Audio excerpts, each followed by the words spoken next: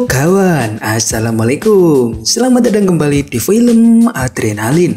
Tempatnya film yang mendebarkan. Gimana kabar ente Pak Dewan? Sehat? Oke, kali ini kita akan lanjut mengisahkan sebuah film Shanghai yang berjudul Demon Empire atau Restless tahun 2006 kemarin. Oke, biar gak penasaran dengan bagaimana ceritanya, langsung saja biarkan sampai kamu lemparkan kenangan bersama mantan. Karena film Adrenalin dimulai.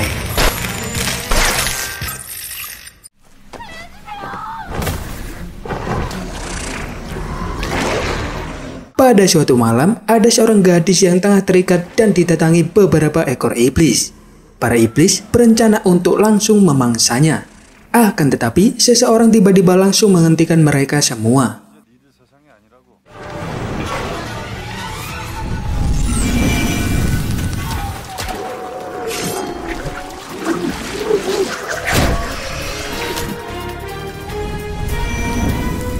Ternyata gadis itu tadi hanyalah umpan untuk mengundang kedatangan para iblis. Selesai dari pertempuran, pria itu pun dihadiahi warga kampung makanan karena telah membantu membasmi iblis. Para warga kampung lalu ingin orang ini menghabisi satu orang lagi yang bernama Yikwak, atau kita panggil saja Yanto, pemimpin dari prajurit pembasmi iblis Chung Yong Dae, yang ternyata adalah sang pembasmi iblis ini sendiri. Ternyata warga kampung ingin mendapatkan hadiah atas kematian Yanto agar mereka bisa makan dengan layak.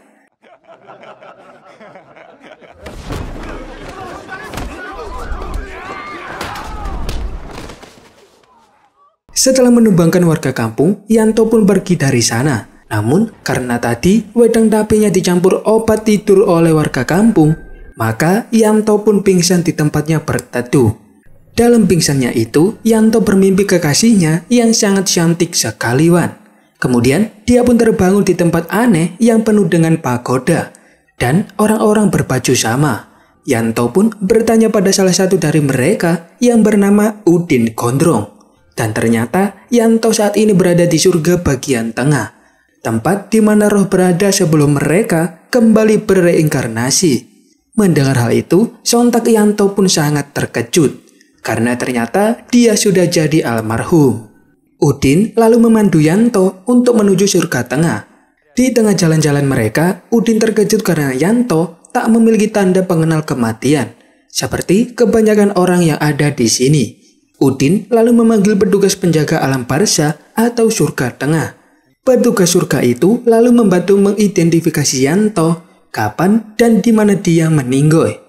Lalu saat penjaga itu membaca catatan kematian, ternyata nama Yanto tak ada di buku tersebut. Dan tak lama kemudian, Yanto tiba-tiba muntah miras. Melihat hal itu, petugas surga pun sadar jika Yanto ini belum meninggal, karena arwah tidak bisa muntah miras. Akhirnya, Yanto pun lari dari sana karena takut akan dihukum oleh sang petugas. Di tengah jalan, Yanto tiba-tiba terhenti karena ada rombongan para petugas surga atau para malaikat yang sedang kebingungan karena terjadi suatu kekacauan. Tak berapa lama kemudian, para iblis pun muncul di tempat tersebut dan langsung memulai penyerangan.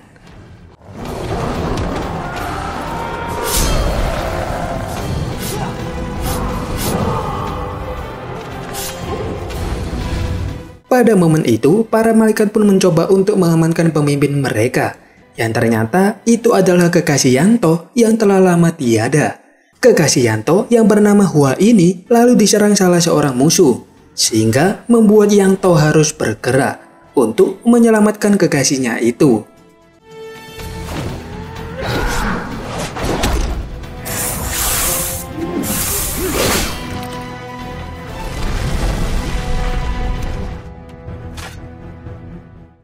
Setelah kejadian itu, Yanto dan Hua pun lari ke tempat lain. Di sana, Hua yang baru saja tersadar tak mengenali Yanto sama sekali sebagai kekasihnya. Setelah itu, Yanto pun teringat kembali dengan masa lalunya bersama dengan Hua. Namun, tiba-tiba saja pasukan musuh datang kembali. Mereka pun kemudian bersembunyi dan alhamdulillahnya mereka tidak ketahuan.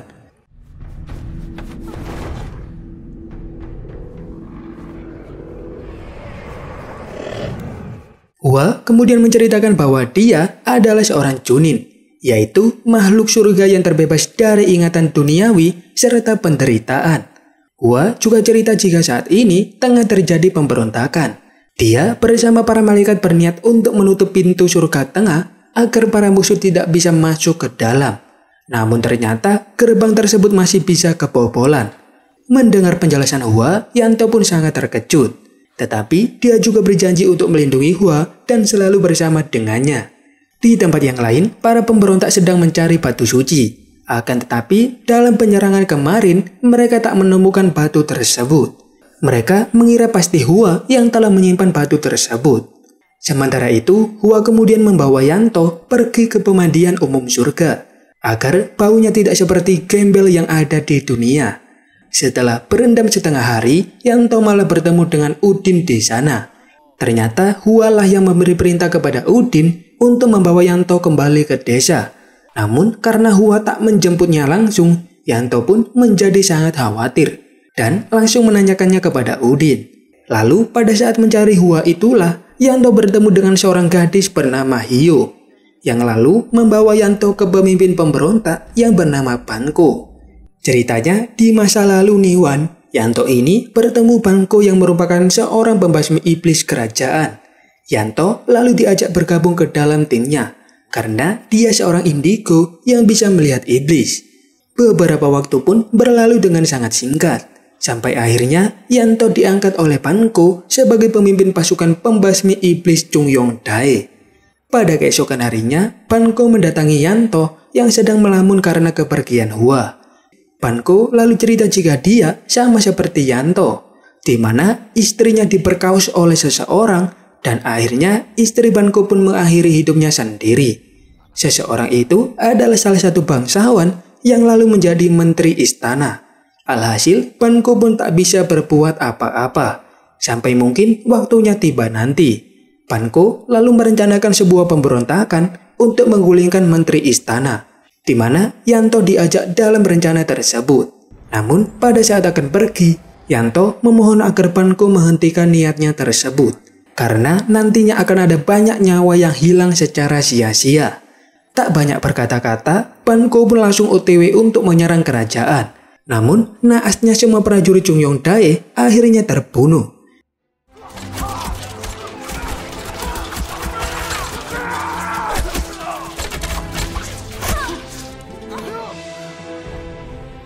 Yanto pun segera berinisiatif untuk menolong rekan-rekannya tersebut.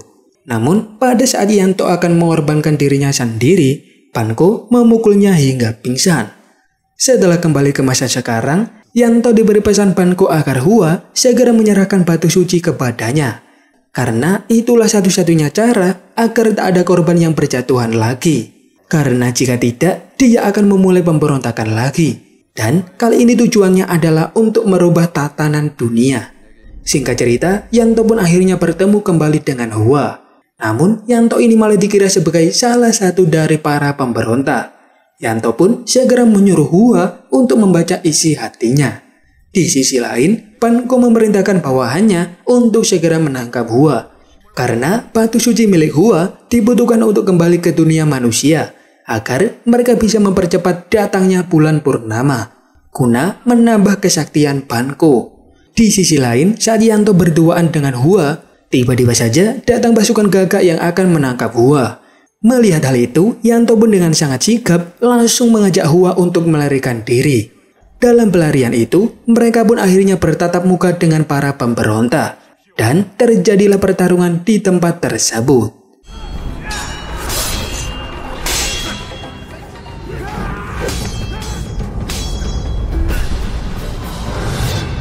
Dalam pertarungan itu, Yanto pun membantu Hua dan menyuruhnya untuk segera lari. Salah satu musuh lalu mengejar Hua dengan rantai cumi-cumi miliknya, sedangkan satunya lagi menahan langkah Yanto. Pada pertarungan itu, Yanto sempat terhujam rantai cumi-cumi. Namun, dia langsung membebaskan diri untuk mengejar Hua.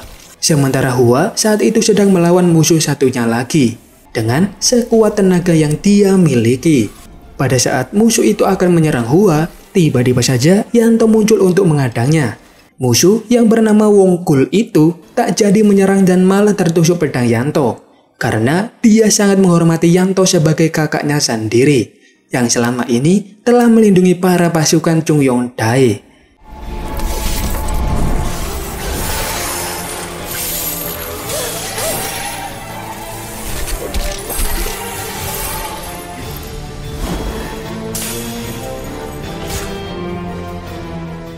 Yanto kemudian juga berhasil menghabisi musuh yang satunya lagi.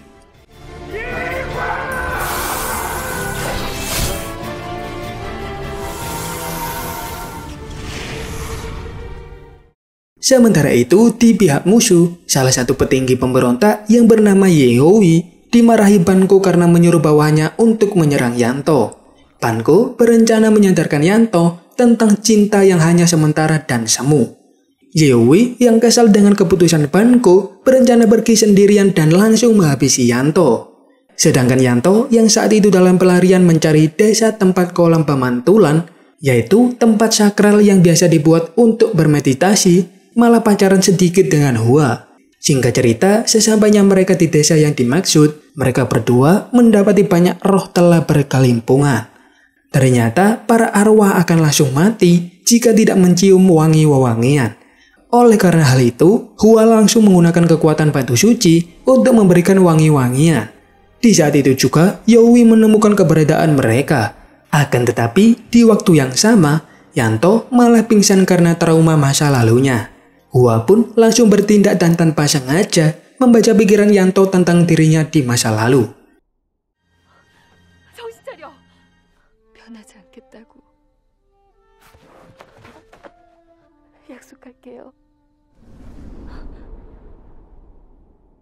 Di tengah-tengah berduaan itu, datanglah Yeowi yang langsung menyerang mereka berdua.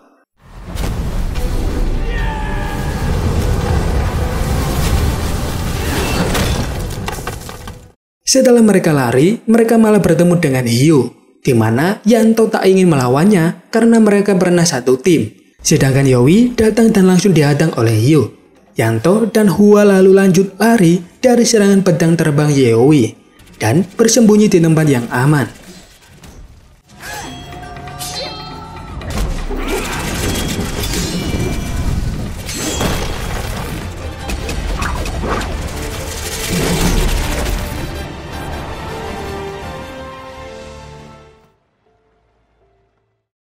Setelah merasa aman, Yanto dan Hua pergi ke sebuah desa di surga tengah, di mana di sana sedang diadakan pasar malam. Melihat semua itu, Hua pun menjadi sangat marah, karena hal itu dilarang diadakan di surga tengah. Saat sedang marah-marahnya, ada seseorang yang mengucapkan permisi dan akan lewat jalan tersebut. Ternyata arak-arakan itu adalah dari teman Hua yang seorang pemusik bernama Chang Busin, yang sedang mengarak sebuah pernikahan. Hua lalu diajak kembali ke tempatnya agar aman dari kejaran Yeowi. Dan setelahnya, Chang Busin bakal memberitahu jalan menuju kolam pemantulan sebelum bulan purnama tiba. Namun, di sana ternyata banyak arwah-arwah bersembunyi yang masih memiliki ingatan saat menjadi manusia. Para arwah di tempat itu menolak menghilangkan ingatan mereka. Menurut Chang Busin, hal itu bukanlah sebuah kesalahan, karena semua ingatan itu ada sejak mereka menjadi manusia. Dan dia membangun tempat persembunyian itu untuk melindungi mereka semua. Hua lalu diminta Chang Busin untuk meresmikan pernikahan di sana.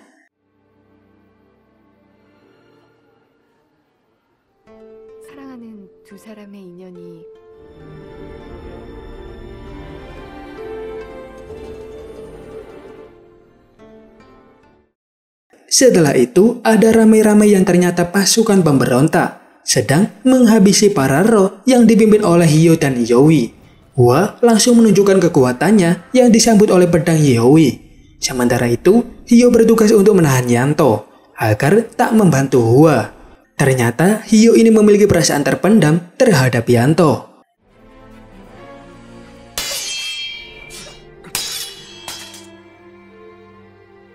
난 형제가 아니라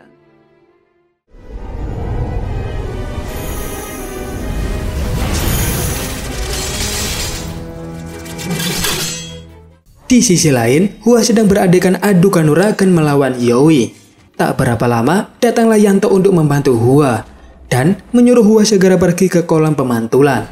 Namun, dalam pertarungan melawan Yowie, Yanto berhasil tertebas oleh serangan Yowie.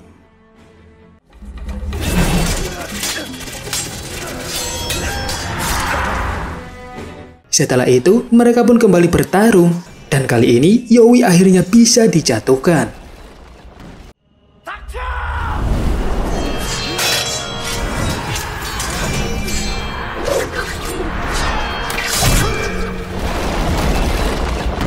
Pada saat itu, datanglah Hua yang telah dirasuki oleh Hyo, dan langsung menyerang Yanto. Yanto yang bingung akhirnya merelakan tubuhnya untuk ditembus senjata Hyo. Dari situlah Yowie yang tengah sekarat langsung mencoba untuk menyerang Yanto. Namun hal itu langsung dihentikan oleh Hyo.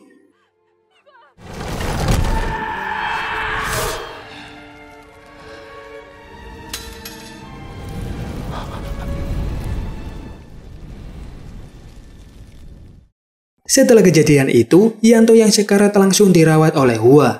Di tempat itu, Chang Buxin mengatakan bahwa Yanto telah teracuni banyak energi yin dari surga tengah, di mana manusia biasa yang bukan roh seharusnya tak bisa menahan energi tersebut. Satu-satunya cara untuk menyembuhkan Yanto adalah dengan memberi energi suci dari batu suci dalam diri Hua. Namun, hal itu melanggar hukum langit, dan efeknya Hua akan kembali ke dunia manusia. Setelah itu, Yanto pun diberi energi suci dari Hua.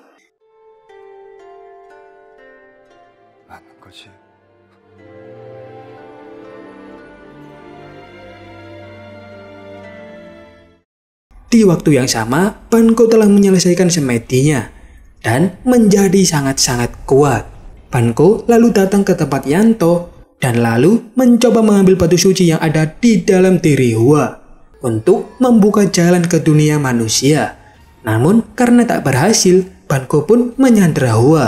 Melihat hal itu, Yanto pun langsung OTW mengenakan seragam Jungyong Dae dan segera menuju tempat Banko.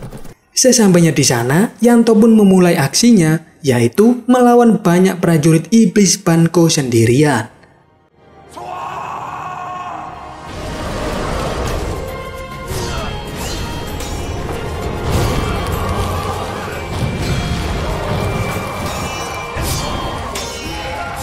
Setelah menghabisi banyak pasukan musuh, Yanto pun berhasil sampai di depan gerbang istana Banko. Menyadari hal itu, Banko pun mempersilahkannya masuk untuk bertarung 1 lawan 1 dengannya.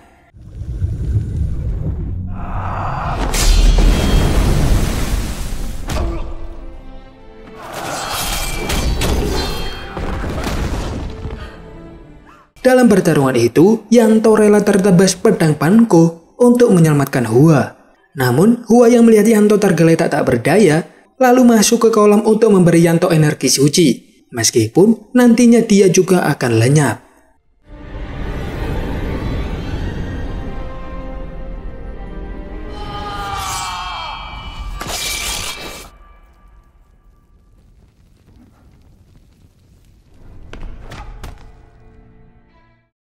Setelah memenangkan pertarungan itu, Yanto pun meninggoy dalam pangkuan Hua, yang saat itu juga akan lenyap dari dunia ini. Dan the end.